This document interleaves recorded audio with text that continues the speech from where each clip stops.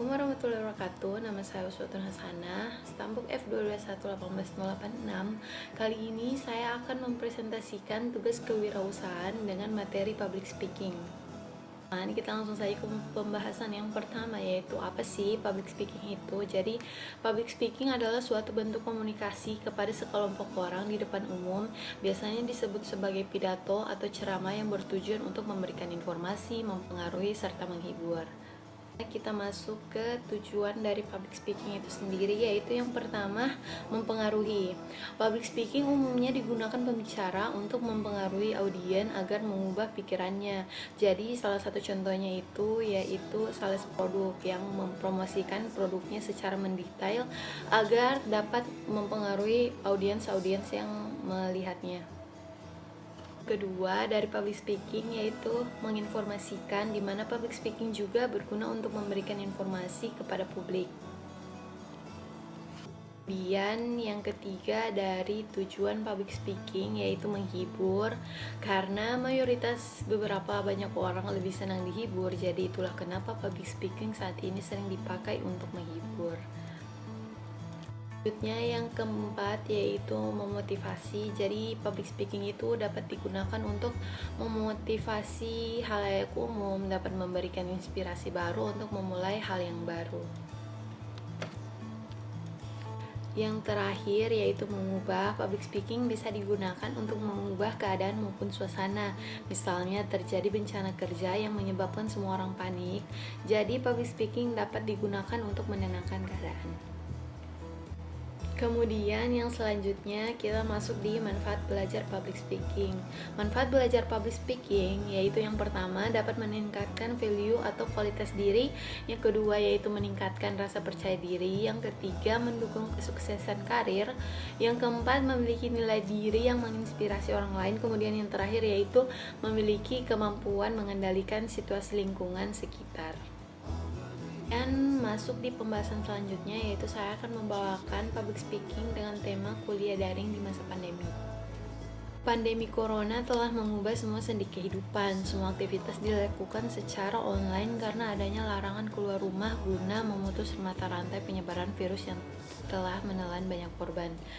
Konsep pendidikan juga proses belajar mengajar dilakukan secara tatap muka, sekarang menggunakan berbagai aplikasi jejaring sosial. Pasnya virus yang pertama kali muncul di Cina ini mendorong pemerintah mengeluarkan beberapa imbauan kepada publik, seperti seruan gerakan work from home (WFH), pembelajaran dari rumah (LFH) atau TFH (teach from home), belajar dari rumah (home learning or study at home) (SAH), dan dilaksanakan oleh hampir seluruh satuan pendidikan termasuk kampus-kampus perguruan tinggi di Indonesia. Banyak mahasiswa mulai mengeluhkan proses perkuliahan dilakukan secara daring, mulai adanya kebosanan dengan sistem ini karena kebanyakan tugas yang diberikan dosen, dan rindu untuk berjumpa dengan kawan-kawan serta ingin merasakan kuliah tatap muka yang menurut mereka sangat membantu dalam memahami ilmu secara efektif.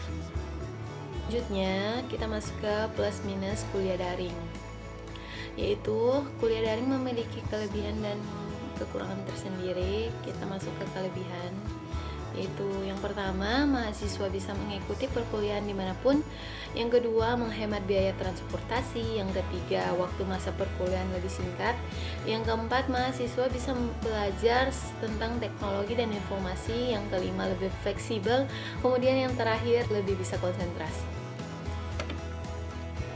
Selanjutnya kita masuk di kekurangan kuliah daring, yaitu yang pertama sangat tergantung pada kualitas jaringan internet, yang kedua yaitu kurangnya interaksi sosial, yang ketiga ada beberapa mata kuliah yang tidak bisa diajarkan secara online, yang keempat adanya keterbatasan pengguna perangkat gadget, yang kelima menghabiskan banyak data internet atau kuota, kemudian yang terakhir konsentrasi penuh ke handphone.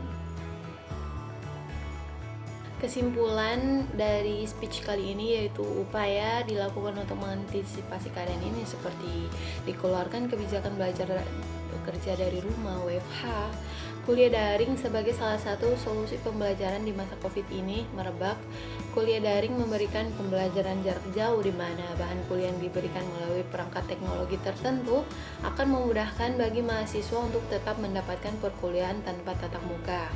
Kemudian pilihan ini harus diambil untuk melakukan tindakan pencegahan dan mitigasi yang efektif atas wabah yang kini telah menjadi pandemi global. Di antara kebijakan yang diambil ialah menonaktifkan kegiatan perkuliahan di lingkungan kampus serta melakukan karantina mandiri mahasiswa, dosen, dan tenaga berpendidikan, karyawan lainnya, dan termasuk tidak melakukan pertemuan tetapi melakukan perkuliahan dan bimbingan secara daring. Sekian dari saya, hanya itu yang dapat saya sampaikan. Lebih dan kurangnya mohon maaf. Assalamualaikum warahmatullahi wabarakatuh.